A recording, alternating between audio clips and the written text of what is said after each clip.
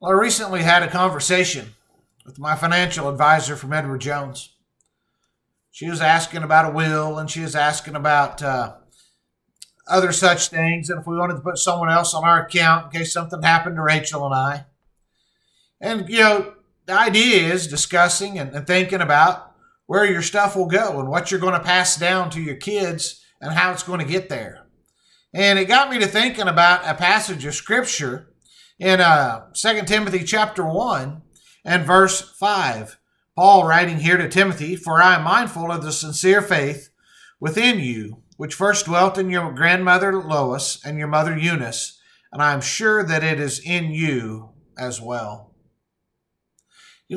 The reality is maybe you do have a lawyer and a will and things set in place. If something happens to you, you've got an estate set up. You've got an executor of that estate. You got all of these things because we have stuff and we want it to go somewhere. But I'm also reminded of what the writer of Ecclesiastes said, where he talks about, it's basically a vanity of vanities, having all this stuff because you're going to leave it to somebody that didn't work for it.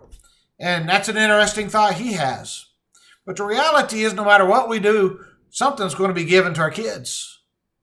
But there's something that's more important, and that's what Paul referenced to Timothy here.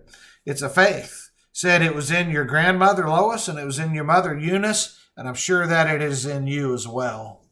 While we may have all of these things to secure and pass down our physical possessions to our kids or to our loved ones, I want to tell you the most important thing that you can pass down to your kids is faith.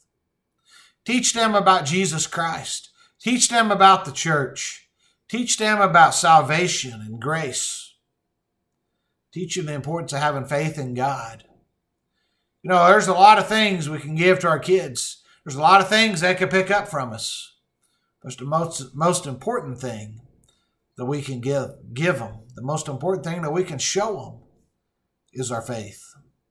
I want to thank you for taking the time to join me today. I pray that you have a good day, and I pray that God will be glorified in all that you do today.